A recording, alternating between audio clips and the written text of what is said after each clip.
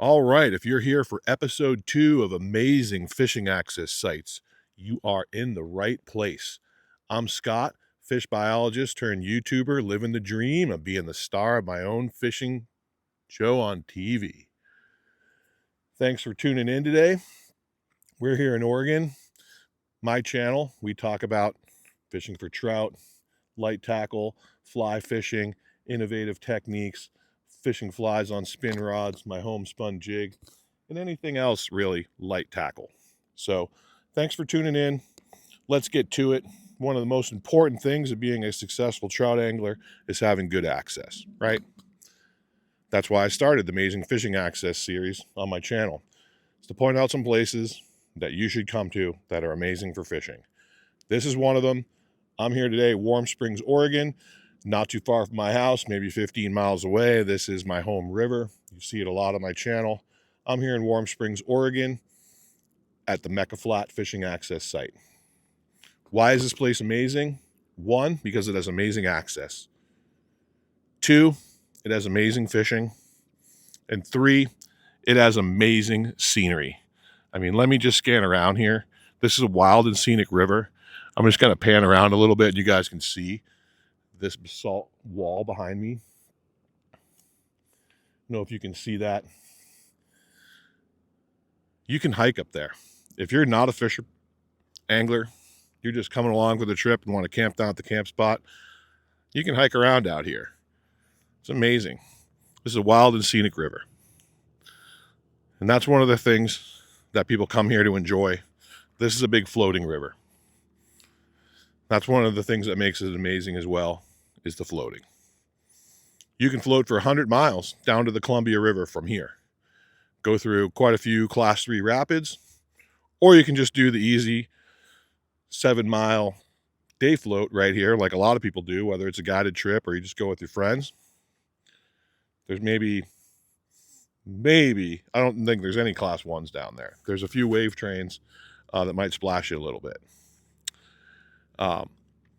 But let's cut right to the chase here. What do you need to come here? Well, we're here in Oregon, east of the Cascade Mountains. You can fly into Portland. You can fly into Redmond Bend Airport. About an hour north of Redmond Bend. A couple hours from Portland.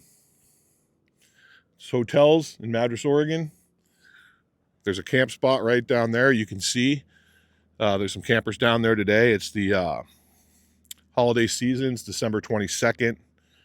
And those folks chose to come out and spend their Christmas holiday out here because the fishing's so good. And we'll get into that. Or can be good. So you can fly into Bend. You can fly into Portland. Drive here. Camp out. Get a hotel room. It's definitely within a day's drive of Portland. If you're day tripping it out of Portland, you can come here. A lot of people probably do that too. You come down to Mecca Flat. You cross the river. Turn down the river. You can't miss it. The road dead ends right here. When you get here, it's a dry camp.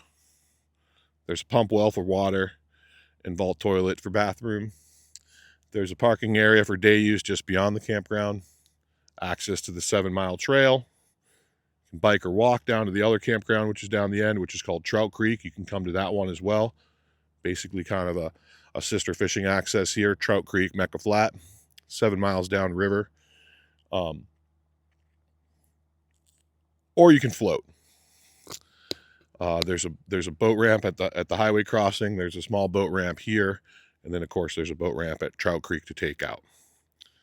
One of the things you should be aware of when you come here is the permits that you'll need to do some of this stuff.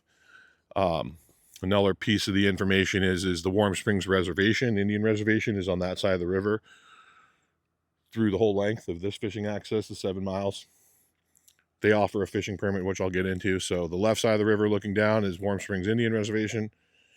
The right side is Bureau of Land Management, Wild and Scenic River designation.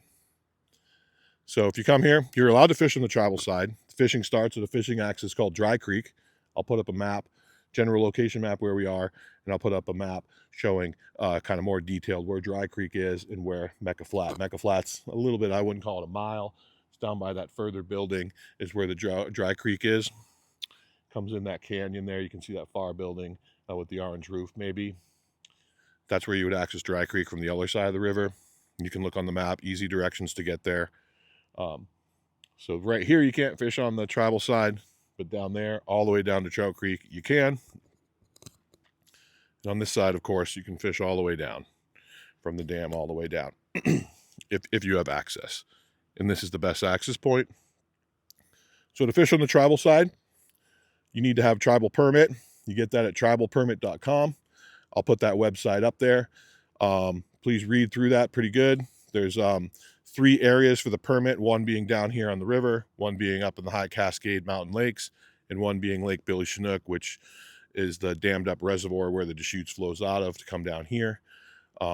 Make sure if you're just coming here, you buy the permit for this area. I don't know if it's area 3 or area 1 or whatever it is, but it's pretty obvious. Buy your permit. They have a day one, multi-day, and annual one. If you buy the annual one like I do, you get to fish all 3 areas just for that one. You know, it's pretty obvious. So you'll need that to walk down from Dry Creek, bike down from Dry Creek, or float in to the Dry Creek area on your boat. You'll need to have that. Be sure and print it out, sign it. I think that's the way they like it. I print mine out, put it in a Ziploc bag, stuck it in my fishing bag, keep it there all season. If you're going to float the river, you need to go to recreationgov.com where you go and reserve all your campsites. Recreationgov.com, when you get there, type in Lower Deschutes Boater Pass. That's Lower Deschutes River Boater Pass. And it'll take you to that page in there, and then you'll navigate through that. You know, you have the put-ins here. You have the Warm Springs put in. You have Mecca Flat put in. And then Trout Creek put in or take out. Pretty obvious stuff. Fill it out. The thing is, it costs $8 a weekday and $11 a weekend, I believe, somewhere around that to float. They might increase that for 2026. I have no idea, but it is a little bit kind of ridiculous, but $8, even if you're just going to sit in the boat and watch birds, everyone needs to have a floater's pass that you pick up at recreation.gov, Lower River Deschutes Boater Pass. Pretty easy to go through, put the dates in, the put in, take out, number of your party, who's the leader, that kind of thing. Then of course you need an Oregon fishing license and a camping permit if you're down here camping out. So those are some of the access things that makes this completely amazing fishing access site, right? You can come down here and float. And so one of the things that I think that I'm using to separate just any fishing access site from amazing fishing access sites is kind of the feel when you're at it. You know, we were at Madison River $3 Bridge last time. The reason why that's there is it was there to stop the development that's occurring on the river and have a space where it remains the way it was, and there's no homes right up to the river, and so it gives you that feel like you're out there in nature, in the wild, in a place where we haven't taken over, and there's fish and they're hungry for your flies. And that's why, and there's lots of it, right? There's a couple miles above the bridge, a couple miles below the bridge. That's what makes $3 an amazing site. And anyone will tell you that. Same thing here on the Deschutes, right? You come down here. I don't know how high the canyon is from the river, but it's 500 feet plus, if not 1,000, in places. Not all. Maybe the Lower Deschutes is a little bit more than this, but it's dramatic. There's tremendous basalt geology from the volcanic geology we have through here, and there's no roads. You go down here, you won't see a car down there. Your cell phone will not work down there. You're in the bottom of a canyon, and all you'll see is people, wildlife, fish. You know, it gets hot in the summertime here. There's not much shade, but that's an amazing thing, right? You're on a wild and scenic river. You're not going to be able to see this on many places, and that's what makes it amazing. So the other few things that make this amazing is, one, our salmon fly hatch. Arguably, I'll throw this river up against any river that has salmon flies in the western U.S. We probably have one of the best hatches. One, it's the number of bugs. Two, it's the longevity of it. They move up river from downstream, way downstream, and they move up over weeks. They get here. They're here towards the mid part of May into the mid part of June. And when they get up here towards the dam, the hatch starts to kind of slow down. It's moving upstream, and we get a couple, 3 weeks of it. It's very consistent in the sense that we always have bugs. We might have a cool day where the bugs aren't buzzing and flying around, but we got bugs in the grass. And so it's not like one of these rivers where, oh, we didn't have the hatch that year. No, we have the hatch. We have a good salmon fly hatch here every year. Get amazing adult dry fly action. And then, of course, prior to the hatch for months, you get, or all year round for that matter, and you guys see it on my channel, amazing action on the salmon fly nymph. And I'll throw up a picture of a salmon fly nymph where I went and netted some and showed you the flies that I use with them. But our salmon fly hatch here is amazing. It draws a lot of people, expect to see them. A lot of people floating the river, but everybody has a good time. There's a lot of bugs to go around and a lot of fun with the fly rod, or if you're fishing them on the spin rod like I do sometimes. One of the things that truly separates this place apart from all the other western rivers that have big bugs, big fish, and good access is here.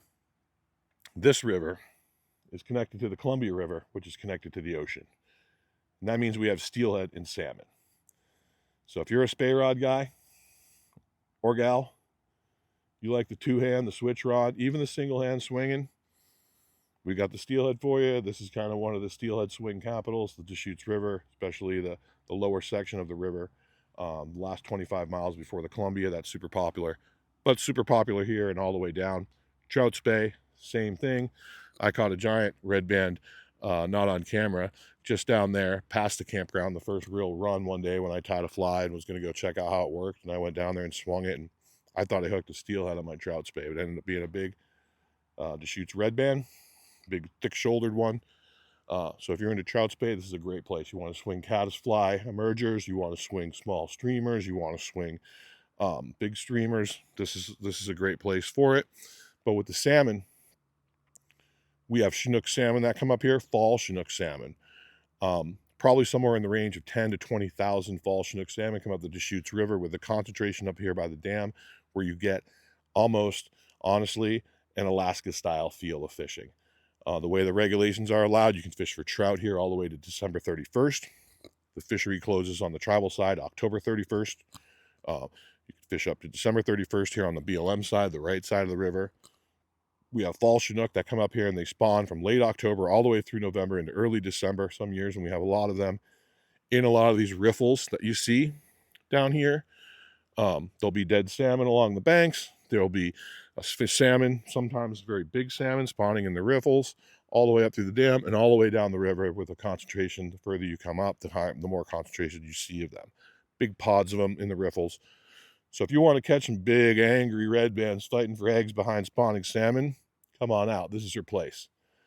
Those are the 2 times a year where you catch the biggest trout in this river. 1 with salmon flies, and 2 in the fall with the salmon eggs behind them.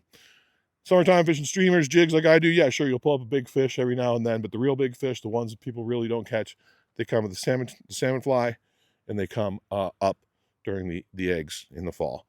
And it's amazing. Sometimes the weather can be off. We can get cold, snowy, icy here in November. It really kind of shuts it down, but this year it's been really warm. Our fall Chinook runs have been pretty consistent and good. Our flows in this river, because it comes out of a dam, are very consistent and good. This is a big river. There's a lot of water down there. You're talking flows that are going to be, when you're fishing here, 35 to 4,500 CFS. If you start seeing it anything over 45, 5,000, it's probably too high. It's too fast. You can still come here and fish, but you're going to notice it's too fast. It's tough to wade. 5,000, it's going to be tough to wade. So note that the prime flow is in that 45, 35 range. When it comes down in the summertime, more around 4,000 is what probably the average that it runs around here. So amazing access, amazing bugs, amazing fishing behind salmon. This is the place. If you guys want to learn how to catch fish here, check out my channel, check out what I do there, interesting techniques on fishing the flies that you buy at the fly shop or tie at home, fishing them on your spinning pole. So please give it a look. If you like that kind of stuff, hit the subscribe button, really helps out. So thanks for watching. Really appreciate your time.